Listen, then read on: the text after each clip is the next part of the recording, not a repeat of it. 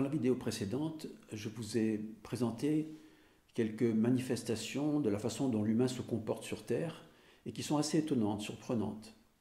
La première chose que j'ai essayé de vous montrer, c'est que l'homme était une espèce, une forme de vie, une espèce extrêmement récente sur Terre. La Terre a 4,6 milliards d'années, l'humain 7 millions, ce qui fait que vous voyez, c'est quelque chose de très très nouveau, même par rapport au végétal qui a 1 milliard et 2 et l'animal qui a 540 millions. Donc l'humain est très récent, donc il est vraisemblablement pas du tout fini, et il a des choses qui sont très contradictoires, comme le fait qu'il pense que la Terre est en danger alors que la Terre n'est pas du tout en danger, comme j'ai essayé de vous le montrer, mais que c'est lui qui est en train de la mettre en danger actuellement, puisqu'il est à l'origine de la 6e extinction de masse sur Terre, c'est-à-dire la 6e grande crise biologique. Elle commence et elle est due à l'homme. Donc c'est une contradiction quand on pense qu'il aime la vie. D'ailleurs, à ce propos, il y a une autre contradiction aussi, qui n'est pas de moi, comme je vous l'avais dit dans la vidéo précédente, qui est du Dalai Lama, et qui disait qu'il y avait deux choses qui l'étonnaient concernant l'homme, l'humain. C'était le fait qu'il vivait comme s'il ne devait jamais mourir, alors que la mort est un événement extrêmement important dans une vie, on s'en doute. Et puis, en même temps, qu'il mourait sans avoir vécu. Et donc, ça paraît une contradiction quand on sait à quel point le goût de la vie est quelque chose de bon et d'enthousiasmant et de passionnant.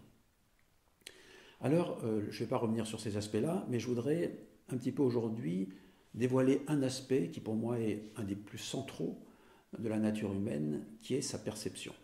Mais avant d'aborder la perception humaine, dans cette vidéo, je vais vous parler du processus qui préexiste à tout comportement humain, à toute action. C'est-à-dire quand on est dans l'observation depuis les humains classiques que nous sommes, nous parlons sans arrêt des faits extérieurs, des comportements extérieurs, des choses visibles.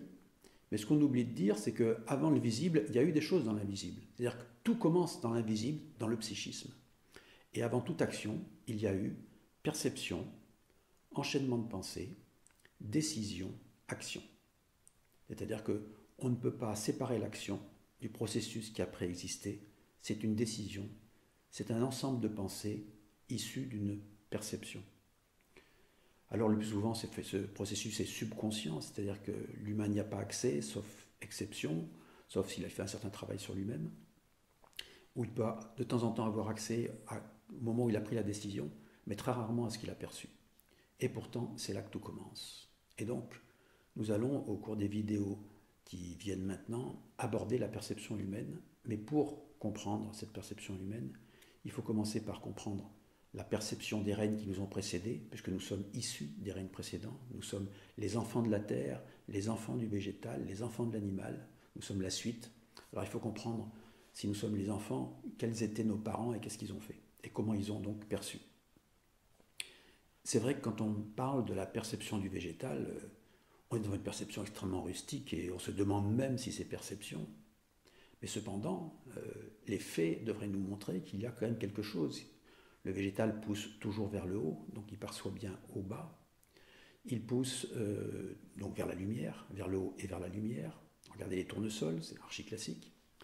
Et puis, il a aussi quelque chose de tout à fait particulier, c'est la force de vie. C'est-à-dire que le végétal est ce qui a fait verdir la terre. Quand le végétal est sorti de l'eau, il a fait verdir la terre. Alors, revenons à la perception. Si on veut comprendre un peu mieux cette perception, il y a deux choses qui vont être des exemples qui vont permettre de comprendre. La première, c'est que vous avez tous des plantes grasses chez vous avec des feuilles importantes, genre caoutchouc. Quand vous lui tournez les feuilles du côté inverse de la lumière, eh bien vous revenez une semaine après, 10 jours après, ces feuilles se sont retournées vers la lumière. Il a redirigé ses capteurs solaires. Il perçoit bien donc quelque chose, même si c'est très rustique, il perçoit quelque chose. Sa vie dépendant de la lumière, puisqu'il fait la photosynthèse, eh bien son comportement, sa perception et son comportement vont être calqués sur ce besoin de vivre, sur cette relation à la lumière, et il va tourner ses capteurs solaires pour protéger sa vie vers la lumière. Donc il perçoit bien quelque chose de très rustique, mais il perçoit, ça produit un comportement lié à cette forme de vie. On va continuer par l'animal. L'animal, c'est une forme de vie plus évoluée qui a succédé. mais qui a été en même temps en parallèle, on va dire. Et l'animal, il a quelque chose de très spécifique, c'est qu'il a un instinct. Et il faut bien comprendre la nature de l'instinct. L'instinct, c'est ce qui dit à l'animal, depuis sa vie intérieure, ça dit à l'animal, à chaque instant, ce qu'il faut faire pour préserver sa propre structure et son espèce. Et donc, cet instinct est extrêmement adapté. C'est-à-dire que nous ne pouvons pas avoir des instincts désadaptés. Ça n'existe pas. Enfin, on pourrait en avoir. On peut en avoir, mais dans des conditions particulières de domestication. Mais autrement, l'animal sauvage a un instinct adapté. C'est-à-dire, je répète, que son comportement va être lié à cet instinct, et ce comportement va satisfaire cet instinct. C'est-à-dire que si l'animal a froid, il va se mettre au chaud. S'il a chaud, il va essayer de se mettre au frais. S'il a faim, il va manger. Et s'il a la pulsion de se reproduire, il va se reproduire. Mais si on prend l'alimentation, par exemple, ça n'existe pas un animal obèse ou un animal trop maigre. Alors que dans les humains, on voit des obèses ou des gens très maigres. Et pourquoi? Parce que son instinct lui dit exactement ce qu'il doit manger. Il ne mange pas au-delà de sa faim. Et quand sa faim est comblée, il s'arrête.